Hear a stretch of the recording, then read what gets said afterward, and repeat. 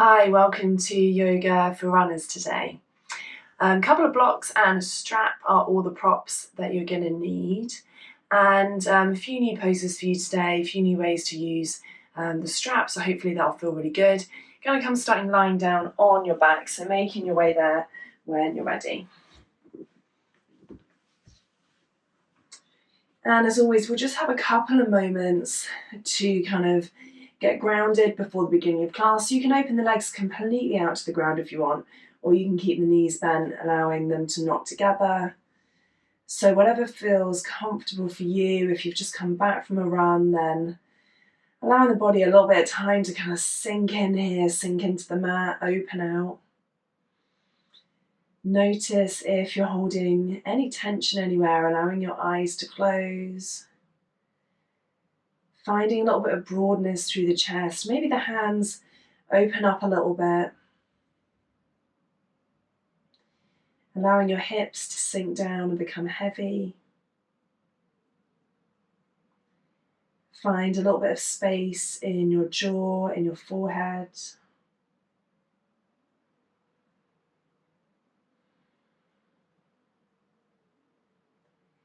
So any part of the body where it feels like it's holding on to tension, either from a run that you've just done or from previous runs. And allowing everything to kind of sink down, melt down for a few moments.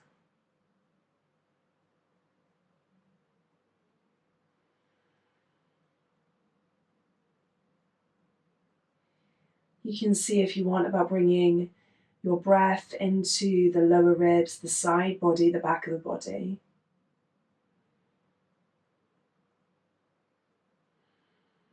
Notice the space that you've got here, how it feels to breathe into this area. Maybe you're already taking your breath into that part of your body on your runs now. And maybe you're finding there's a little bit more space when you're running.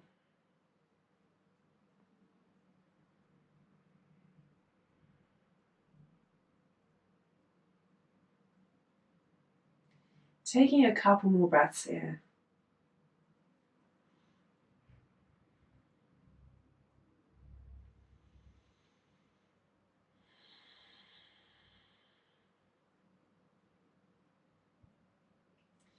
On your next inhale, allowing your eyes to open slowly and bending the knees if they're not already bent, bringing the feet to hips width apart. So take a little glance down the side, check that the feet are parallel, that they're not kind of sticking out, the toes are not sticking out, and seeing if you can kind of reach the back of the heels.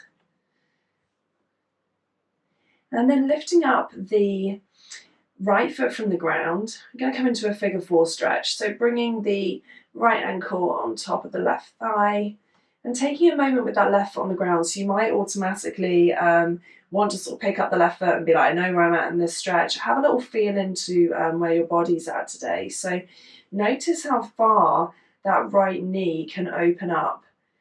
If it's quite close to the body and it's all kind of closed in, and maybe seeing with your right hand how it feels to gently open it up a little bit more. If it's feeling really, really tight there, I'd stay with the left foot on the ground and not worry about lifting it.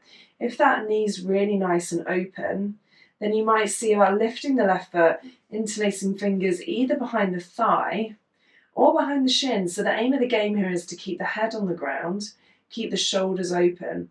So if in order to grab for the shin, you're having to lift the head from the ground, curl the body in, then come back to the thigh. So there's not kind of a right or wrong here. There's no aim to have to reach the shin. It really doesn't make a difference, to be honest. It's about when you start to feel the stretch in the hip.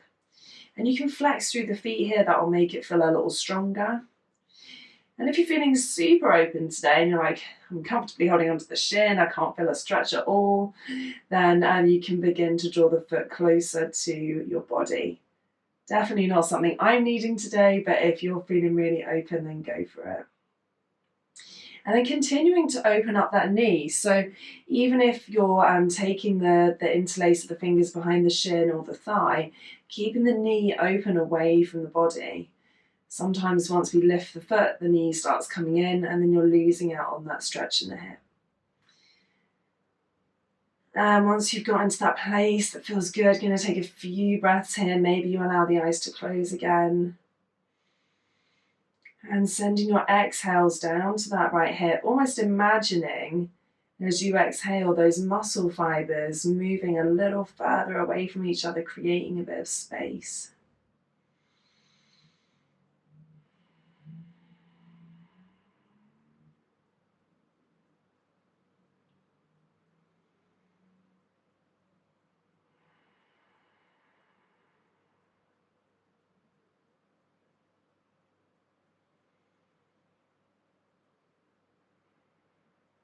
Couple more breaths here, if you can, keeping that knee open, grounding down through the head, opening through the chest as much as you can.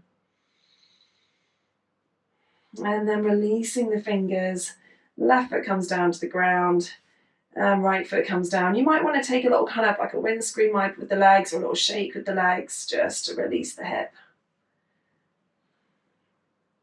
And then coming on to the other side. So checking that your feet are still parallel. So it just helps when you've got the feet parallel. Any work that you're doing in this position, it means that everything's in the right alignment. Sometimes feet have a habit of sticking out at the toes, so making sure you bring them in. And then lifting the left foot from the ground this time, we'll do the same on this side. So keeping the right foot down, seeing how far that knee wants to open, feeling into the left hip. And if you're comfortable in there's space, you can absolutely lift the foot and interlace either behind thigh or shin. It might be different on this side, so taking your time getting there. It might be that your body wants something a little less intense or more intense on this side.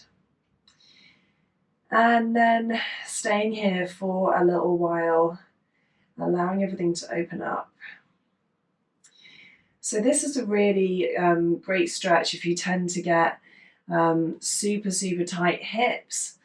If you notice that they hold on to a lot of tension, and even if you haven't noticed, but if you're doing this right now and you're thinking, oh my God, that feels really tight in there, then listen into that. That's your body letting you know that this is a place that needs more opening. And you can absolutely go into this stretch at any time. You can do it regularly every day if you want. And you can stay in it for, 3-4 minutes at a time. If you do that, you'll open up the fascia and the connective tissue as well. So you need a little bit longer when you're opening up. Fascia and connective tissue with muscles, they can be opened up in less time, but there's real benefit to having a little bit longer. So do repeat this pose and hold it for a little bit longer if it's feeling good. And if you know it's getting into something right now. So a few more breaths here, keeping that knee open. Imagining space on your exhales. Letting go of anything that might be holding on tension in there.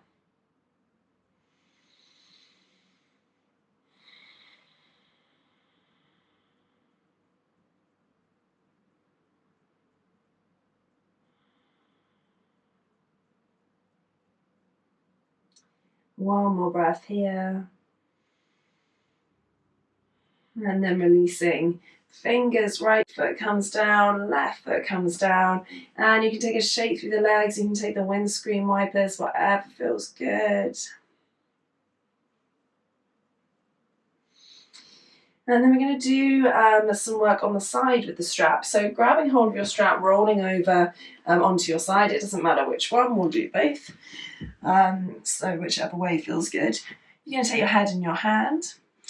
And then it's up to you whether you want to have both legs straight. This kind of makes for a trickier balancing situation. If you're tired and you've had a long run, then do feel free to bend that bottom leg for stability. It's not the end of the world. So it's up to you which one you want to take.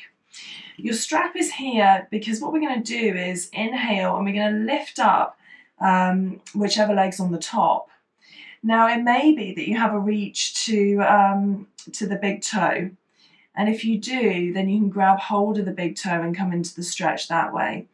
If your legs are feeling quite tight, then you may want to use the strap and have a little interlace around the foot. And that'll just give you a bit of extra reach so that it doesn't feel, oops, and be careful not to whack yourself in the face with your strap as well. That's always an important one, especially when they've got the metal bits on the end. That'll give you that bit of extra reach. It can be a bit more relaxing, and then you can use that instead. So just as when we're lifting up the foot, when the foot is on the, when we're on our backs, you really want to see if you can take the foot just where you begin to feel a stretch. So this isn't about forcing. And then if you want to, you can hold onto the strap nice and close down near the body. You're trying to keep that foot as kind of directly above the body as you can. You can hold on near the foot if you want, if that feels nicer to have the arm open. And if you're working towards that toe bind. And like I said, feel free to bend that bottom leg if you want.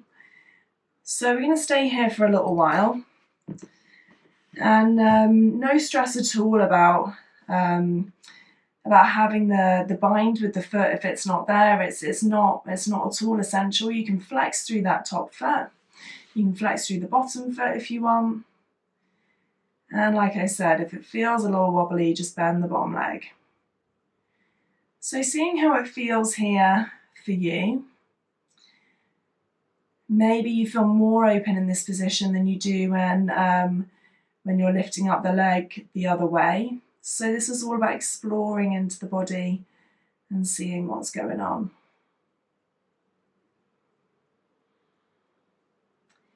Taking a couple more breaths here.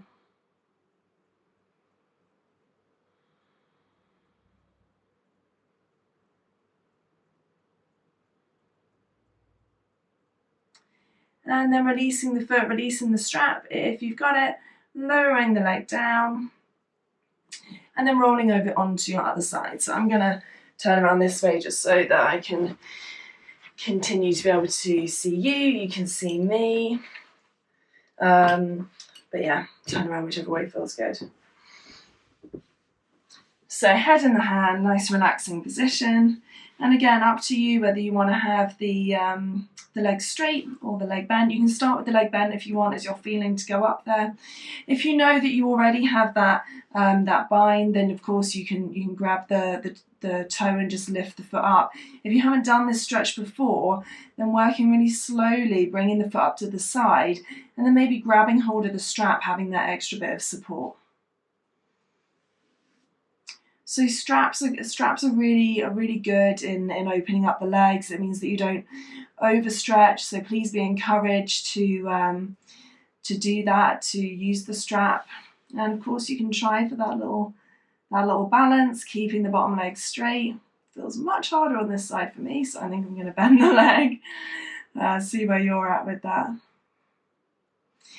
So all of these things that we're doing today, they're really as much maintenance as stretches as they are anything else. So they're helping to reduce risk of injury, looking after the body. So rather than waiting until a crisis point where something goes really wrong, this is about hopefully getting to the point where you don't have to deal with a horrible injury because the body's nice and open, it's flexible, and it's able to take that on.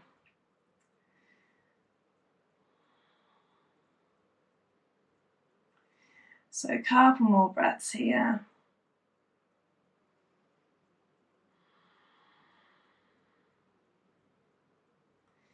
And then releasing the strap or the big toe, whichever one you've got, lowering the leg down.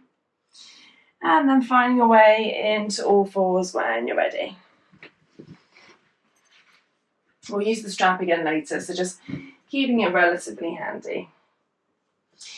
Once you get into all fours, checking in that your hands are nice and open to the mat, pressing through to get a bit of engagement through the shoulders. And let's not forget about using a little bit of the upper body in this class as well. So notice as you press through the hands that the shoulders engage, they round.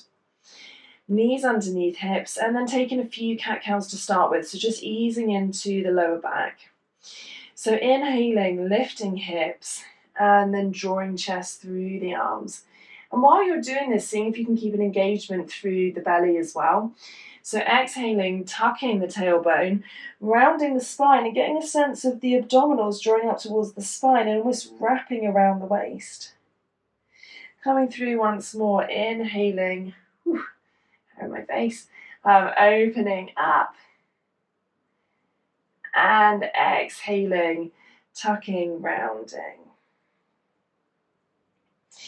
Let's from here come back to center and then step the foot, the right foot and the left foot back into plank. So just adding in a little bit of core width today. Seeing if you can lift the abdominals up and wrapping them around the waist. Keeping the hips so they're not either sinking or super high, so finding somewhere where the body's long. Reaching away with the crown of the head and the heels. And then pressing through the hands, up and back into downward facing dog. We'll take a few rocks back and forward from there. So as you come into down dog, feel free to take a bend in the knees if the hamstrings are tight. And then rolling forward as you inhale into plank. So obviously if you're feeling a bit tired, you can bring the knees down at any time. Otherwise, just coming through this once more. So back into downward facing dog as you exhale. Inhale, rolling forward. And exhale, coming back.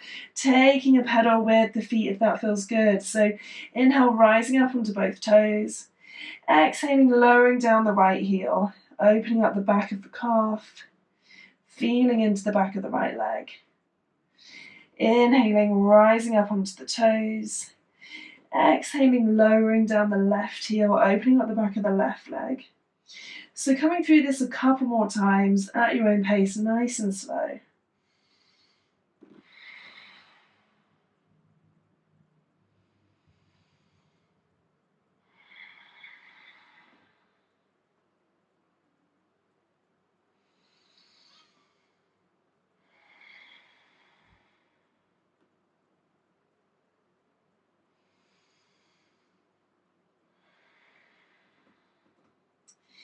And then bringing both feet so that the heels are down. You can keep a bend in the legs if you want.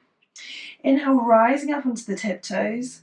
And then lunging forward with the right leg in between the hands. And from here, lowering down the back knee and tucking the toes. So we'll come through that kind of familiar rocking backward and forward, opening up the hip flexor and the hamstring alternately. So this is where you can use your blocks. So if you've got blocks, block underneath each hand, hands underneath shoulders, nice and tall in your low lunge. And allowing the hips to sink so you can open up the front of that left hip. Exhaling, rocking back with the hips, walking back with your blocks, lifting the front toes and opening up the hamstring on the right side. So once you're here, seeing if you can draw that right hip back. Sometimes it sneaks forward. We end up kind of just ever so slightly letting that hamstring off the hook a little bit with the stretch. So trying to keep the right hip back as well as the left. Inhale, coming forward. So again, coming through at your own pace, you can pause a little longer on one side than the other if you're feeling that you need either more opening in your hip flexor or more opening in your hamstring. Exhale, coming back. And if you're feeling quite open today and the blocks don't feel necessary, I mean, the aim is to keep the spine long. But if you know that you're feeling comfortable with having the hands down to the ground, then of course bring the hands down to the ground. You can have a little bit of a fold forward. But seeing if you can fold forward with the chest rather than with the head. So rather than tucking the chin, getting a feeling of being pulled down from the breastbone. And of course, if you'd like to rock forward, staying on the hands for your low lunge so you can come a bit deeper, then feel free.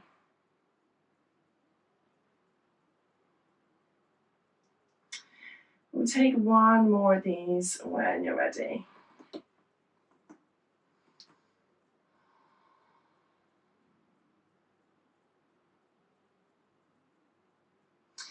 And then meeting back together in low lunge, taking the blocks off to the side, hands down by either side of the feet, coming onto the back toes, lifting the back knee and stepping back, downward facing dog.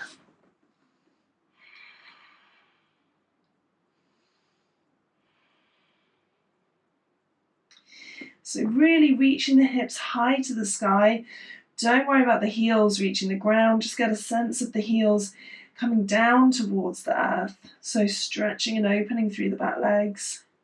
Head is nice and heavy. And then inhale, rising up onto the toes, left foot forward this time. Lowering down the back knee. And then finding your blocks. So starting off with the blocks, unless you know that you're super open already. And up to you whether you stay with them. Sometimes it can feel nice to have that length through the body and that bit of support, particularly if you just got back from a run. Sometimes you just want to have that support there. Go for it if that feels good. And then coming through these rocks. So drawing the left hip back this time, noticing how that increases that stretch in the left hamstring.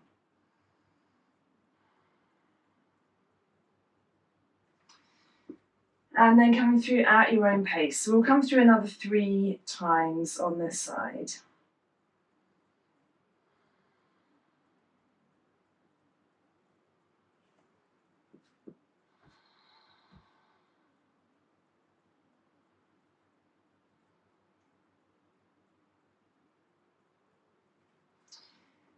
And again, if you begin to feel like the blocks are something that you don't need or want anymore, you can come onto your fingertips. But do stay with the blocks if they're feeling really nice. Sometimes I just feel that having those blocks there for the whole time just feels really, really good for my body.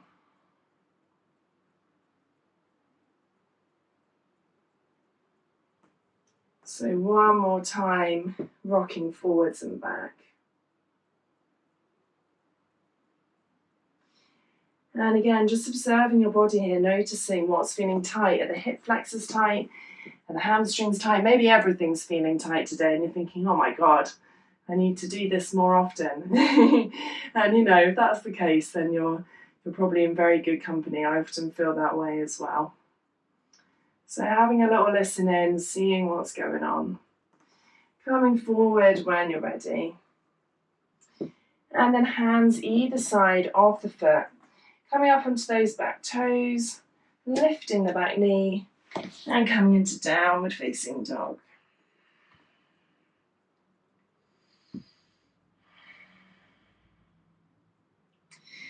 So a couple more breaths here in downward dog, reaching the hips high.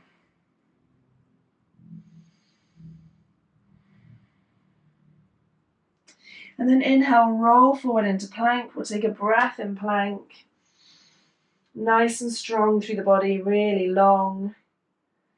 And then lowering the knees down when you're ready. So we're going to come back onto the heels, but tucking the toes under. So hips come to the heels, toes tucked under. Now keeping the hands forward for the moment.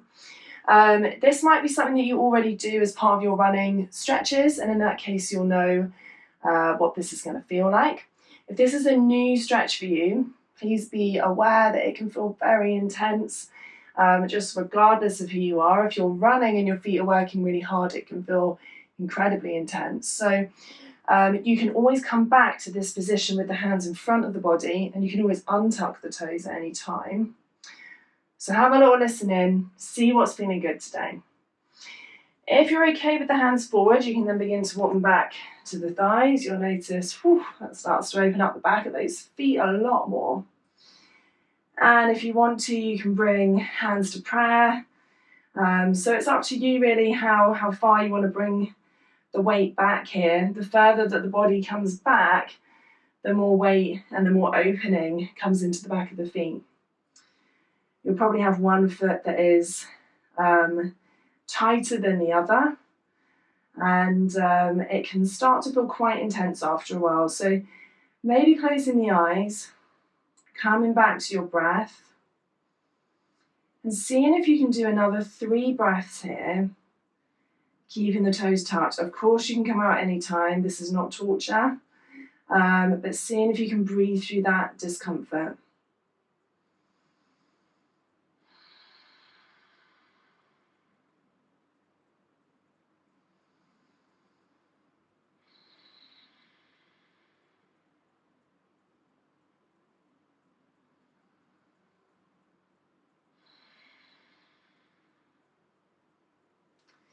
And then on your next inhale, hands to the ground in front, untucking those toes, sit back on the heels. So the reason that we open up the back of the feet, you can probably tell they get really tight from running, they work really hard. There's also fascia and connective tissue that runs from the sole of the foot through the heel up the whole of the back of the body. So when the feet are tight, the rest of the body is tight too. So we're now going to come to open up the front of the shins. Now you've got to be really careful with this one because it can be easy to overstretch the front of the feet. So this is a much smaller movement, and if it feels uncomfortable at any time, you come straight out. So really mindful not to injure yourself here. So on this one, the hands are coming behind the body. And if this already feels quite intense, then I would say stay here. There's an option if you want to lift the knees, and we're talking a tiny bit, like an inch. So we're not going into kind of massive overstretch mode.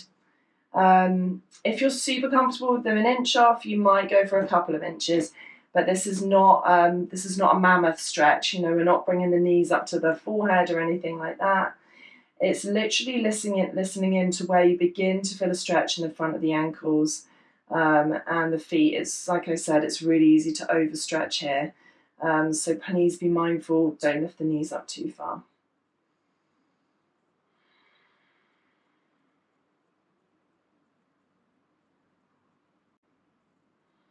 And then lowering down when you're ready.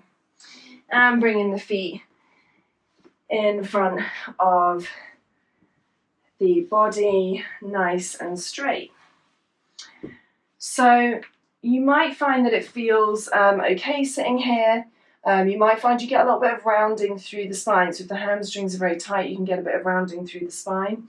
You're welcome to sit on a block or a cushion here. That will help bring the hips forward a bit.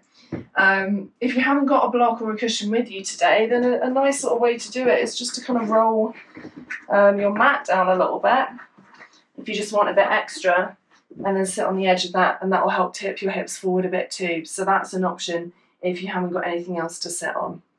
If you're comfortable sitting like this, then no worries. So bringing the feet either together, or you can have them hips width apart. And this is where you want to grab your strap again. So strap comes around the feet. And then inhale, lengthening through the spine. And you might find that sitting here holding onto the strap with the spine long feels just like a really good position for you today. So if that feels like enough, stay here. If you'd like a little bit more, then you can kind of use the strap to begin to walk a bit closer to the feet.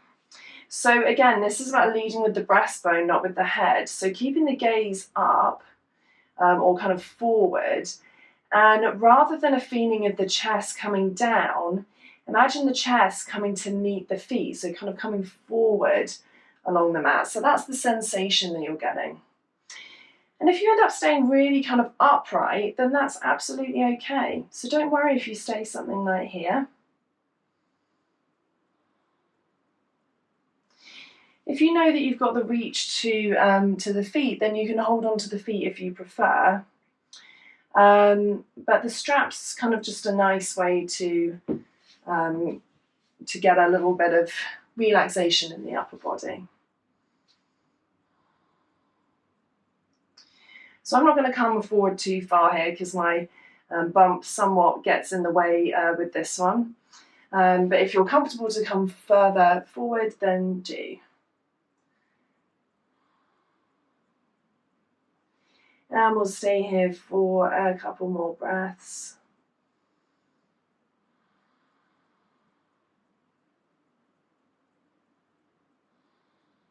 Maybe you allow the eyes to close.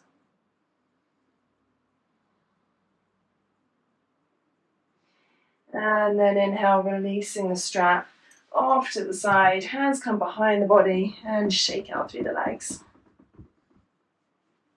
From here, making your way about halfway up your mat and lowering down onto your back. So we're going to do a nice little bit of opening through the hips again. So this is called reclined cow face pose. If you've done yoga before, you might be familiar with cow face pose. So this is a version taking lying down. I think this is a really nice way to stretch out the hips, and it's been more relaxing than the seated version. So I'm going to show you the version lying down, and then I'm going to take the seated version myself, just because at the moment that is what's more comfortable for me. So lifting the feet from the floor, and then you're going to cross your right knee over your left, and then reach to hold on to the feet. So you can hold on to the tops of the feet, you can hold on to the heels, and you're getting a sense of drawing the feet kind of towards the body, so they're outside of the hips, and feeling into what starts to happen in that right hip. So I'm just going to join you sitting up. So pulling the feet towards the body, and then you might want to have a little play around seeing what it feels like to pull the feet more to the sides or to pull them up. So noticing how you're in control of how much opening you're getting on that right hip, and you can kind of have a little play around. So that's where I think that can be nicer than the seated one, where once you're in the seated one, you're there and you're getting the stretch whether you like it or not. So make it as intense or as small as you want it to be. And maybe you allow the eyes to close, breathing into that right hip.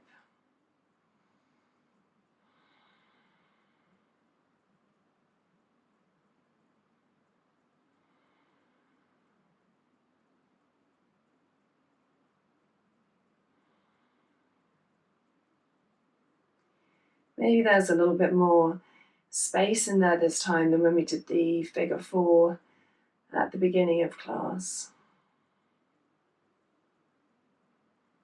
And obviously if you get any discomfort in your knees with this pose, you can always come back and do the figure 4 again if you prefer. So many options for getting into the hips, and always listen into your body about what it needs.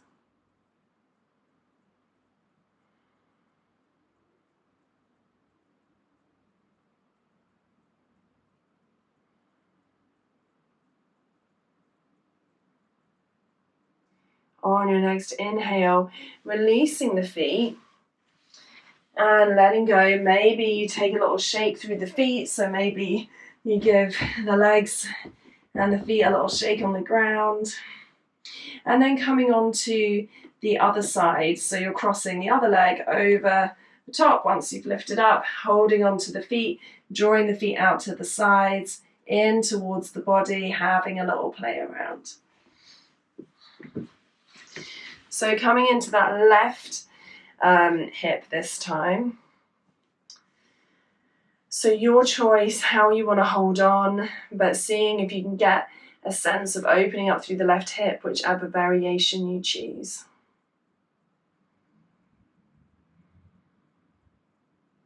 And I quite like this one at the end of a run. I mean, first of all, you get to lie down on your back, which is always a nice way to take any stretch, not just because it feels relaxing, because obviously it does, but also just because it means that the leg muscles are not having to work to support the body and to hold it up. So as many kind of poses as you can take where your body is not having to work really hard, you'll find that the opening and the increase in flexibility is exponentially improved. So I'm a big fan of poses after running that involve either sitting or lying, or using things like the blocks like we did in the low lunges, so that you're not having to kind of hold onto the body in the same way.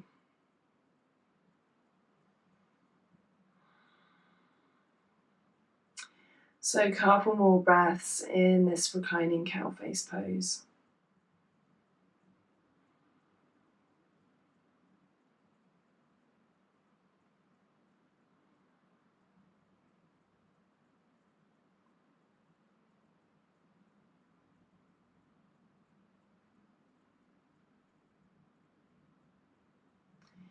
And then on your next inhale, releasing the feet, little shake out through the legs and staying on your back. Bringing the feet back in, so checking, like we did at the beginning, that the feet are parallel, seeing if you can just about touch the heels with your fingertips, and bringing them to hips width apart. So we're going to go into bridge pose today, and that's to open up the front of your hip flexors, so they're a place that can get really, really tight with running, and the front of the legs in general. If you're feeling quite tired and you want to take a restorative version, I'll show you how to do that. And it will also work to just kind of tone up through the legs, through the glutes as well. So you get a little bit of everything with this one. So hands down by the side of the body, checking that your feet are all ready to go, and then pressing through the feet, through the shoulders, lifting the hips up. And then if you want to, you can kind of roll onto the shoulders so that you can interlace fingers behind the back, and then pressing the hands down into the ground. So if you're in this active bridge pose, you're kind of imagining that you're holding something in between the knees that's quite breakable, it's precious, you don't want to drop it, but if you squeeze the knees too hard and bring them together, you'll break it. So it's just that feeling of creating tension in between the knees. And then the hips are lifting up, so really getting a sense of lifting up through the hips. That'll open up the hip flexors and open up the fronts of the legs. Not moving the head from side to side, looking after the neck. If you want the restorative version, you can grab a block, so lowering down carefully before you turn around to look at where your blocks are, and then you can pop that underneath the hip instead, either width ways or long ways if you've kind of got a lot of opening in your lower back. And then you can kind of just relax and let the body go. Up to you which one you want to take. Stay in here for a couple more breaths.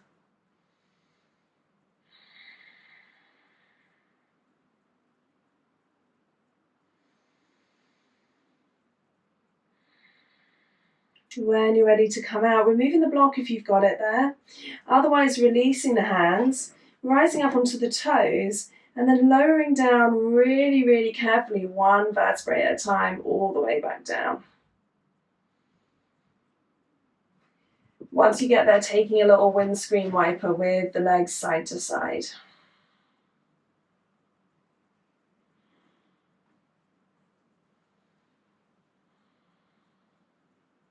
When they come over to the right, leaving them on the right, and then opening the left arm out to the side, gaze over the left hand. So coming into a spinal twist.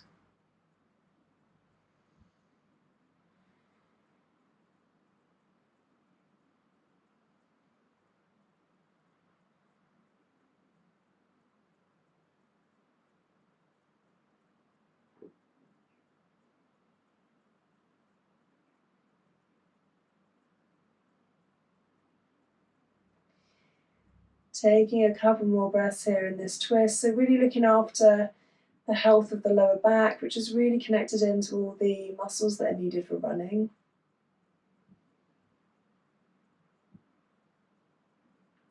Inhaling, head back to center, knees back to center, and then exhaling, knees over to the left, opening up the right arm and gaze over the right hand.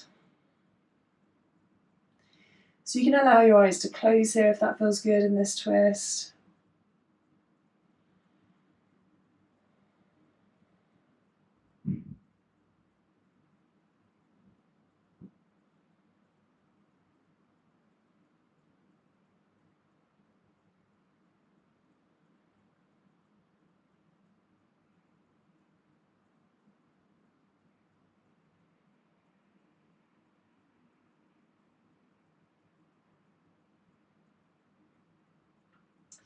Inhaling, head comes to center, knees come to center, lifting the feet from the ground, taking a wrap around the shins, and then if you'd like to, you can bring the forehead to the knees as you inhale, squeezing your body up in a tight little ball, squeeze, squeeze, and then exhale, opening up to release into Shavasana. So opening up the legs, maybe they come flat to the floor. You can keep the knees bent if you want.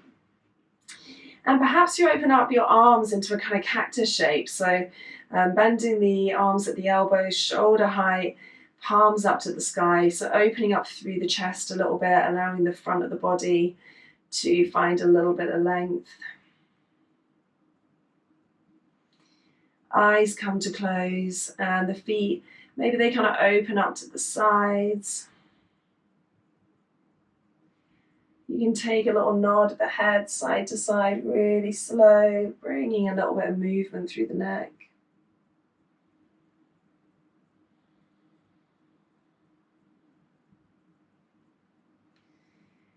And then head to center. Inhale, seeing if you can feel the sides, the back of your body. Exhaling, big sigh out through the mouth to release.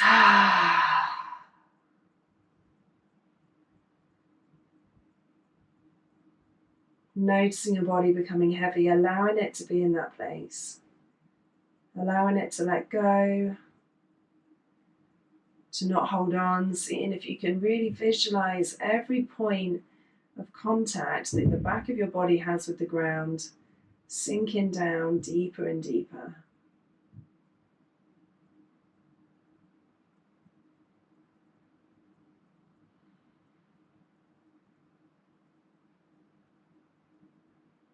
Taking a few moments to rest here in Shavasana, sometimes the most challenging bit of yoga, particularly if you're someone who likes to be up and busy and doing all the time, seeing if you can challenge yourself to stay in this space.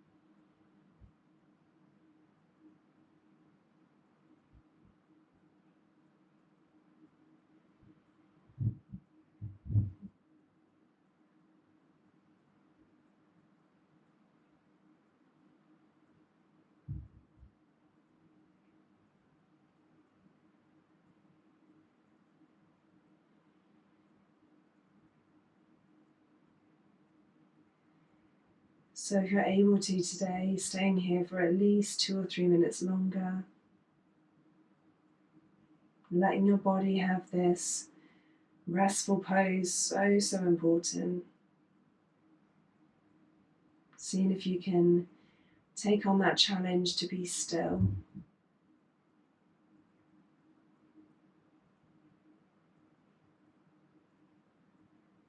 Finding space in your body. Maybe taking a scan from the top of your head to the tips of your toes. Is there anywhere that's holding on tension? Face, jaw, shoulders, hands, chest, hips, legs, ankles, feet.